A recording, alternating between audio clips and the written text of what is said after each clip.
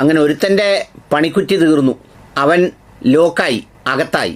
വല്ല നാട്ടിലും ജോലി ചെയ്യാൻ പോകുന്ന നാറിക്കൊക്കെ മനുഷ്യനായി ജീവിച്ച് അവൻ്റെ കുടുംബങ്ങളും ഉത്തരവാദിത്തങ്ങളും നോക്കി ജീവിക്കുക എന്നുള്ളതിനപ്പുറത്ത് ഇത്ര നീചവും നികൃഷ്ടവുമായ രീതിയിൽ മനുഷ്യൻ്റെ വേദനകളെയും ദുഃഖങ്ങളെയും ഒക്കെ അപമാനിക്കാൻ മനസ്സ് വരുന്നവൻ യഥാർത്ഥത്തിൽ ഈ ഭൂമി ലോകത്തിന് ഒരു ഭാരമാണ്, അക്ഷരാർത്ഥത്തിൽ ഭാരമാണ്. ജോസഫ് ബെന്നി എന്ന് പറയുന്ന ഒരുത്തൻ ജോലി ചെയ്തത് സൗദിയിലാണ്. ഇവിടെ അവന് ഭയങ്കര രീതിയിലുള്ള സമ്പത്തോ സ്വത്തോ സൗകര്യങ്ങളോ ഉണ്ടെങ്കിൽ അവിടെ ഈ കൂലിപ്പണിക്ക് പോകേണ്ട കാര്യമില്ല. നീ അങ്ങനെ ഒരു സ്ഥലത്ത് കൂലിപ്പണിക്ക് പോയാലും ഇവിടെ ജീവിച്ചാലും മിനിമം ഒരു മനുഷ്യനുണ്ടായിരിക്കേണ്ട ഗുണങ്ങളും അത്തരം കാര്യങ്ങളുമൊക്കെ മിനിമം വേണ്ടതാണല്ലോ. എന്നാൽ അതിനപ്പുറത്ത് ഈ കുഞ്ഞുങ്ങൾ മരിച്ച സംഭവത്തിൽ ഏറ്റവും നീചവും നികൃഷ്ടവുമായ കമൻ്റിട്ട് തൻ്റെ ആ ഒരു നികൃഷ്ടഭാവത്തെ അറിയിച്ച് ആശ്വാസം കണ്ടെത്തുന്ന നാറിയെയാണ് പരാതികളുടെ അടിസ്ഥാനത്തിൽ സൗദി പോലീസ് പൊക്കിയത്. പൊക്കിയപ്പോഴല്ലേ രസം. ഇത് മാത്രമൊന്നുമല്ല, ഇവന് 8 ഐഡികളോടെ ഉണ്ടത്രേ. ഓരോ ഐഡികളിൽ നിന്നും വ്യത്യസ്തമായ സംഗതികൾ പോസ്റ്റ് ചെയ്ത് ഇവൻ ആഹ്ലാദിക്കുകയായിരുന്നു, ആസ്വദിക്കുകയായിരുന്നു. ഇക്കൂട്ടത്തിൽ ഖുർആൻ ക്ലോസറ്റിലിട്ട് വെള്ളമൊഴിക്കുന്ന വീഡിയോയും ഉണ്ട്, ചിത്രവുമുണ്ട്.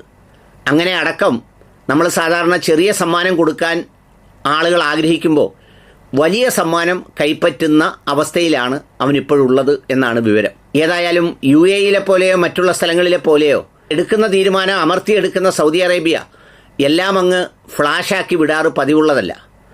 അതുകൊണ്ട് തന്നെ പരാതി കൊടുത്തവരും അതിന് ഫോളോ അപ്പ് ചെയ്തവരും അകത്താക്കിയവരും അടക്കമുള്ള ആളുകളുടെ സ്രോതസ്സിൽ നിന്നെല്ലാം വിവരങ്ങൾ ലഭിക്കുന്നുണ്ടെങ്കിലും അതിനകത്തേക്ക് കൊണ്ടുപോയതിന് ശേഷം ഇനി അതിൻ്റെ ബാക്കി തുടർ നടപടികളൊക്കെ തീരുമാനിക്കുക അവൻ്റെ മുഴുവൻ നാഡീഞരമ്പുകളും പരിശോധിച്ച് ഇത്രയും നാൾ ഈ സാമൂഹ്യ ഇടങ്ങളിൽ ചെയ്തു കൂട്ടിയതെല്ലാം നോക്കിയിട്ട് ആ രാജ്യത്തിൻ്റെ നിയമമനുസരിച്ചുള്ള ശിക്ഷയായിരിക്കും വിധിക്കുക.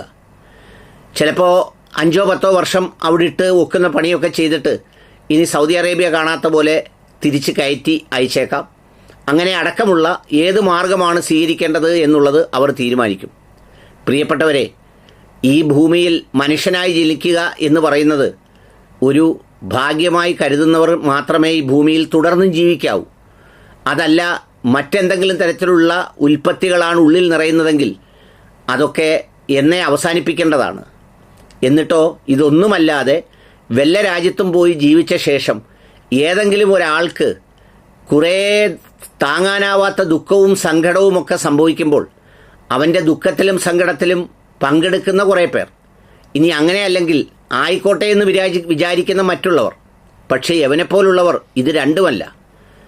അപ്പോഴും യവൻ്റെ ഉള്ളിലൊക്കെ നിറയുന്നത് ഈ പറഞ്ഞ ഏറ്റവും വികലവും ഏറ്റവും നികൃഷ്ടവുമായ ഭാവങ്ങളാണെന്നുള്ളതാണ്.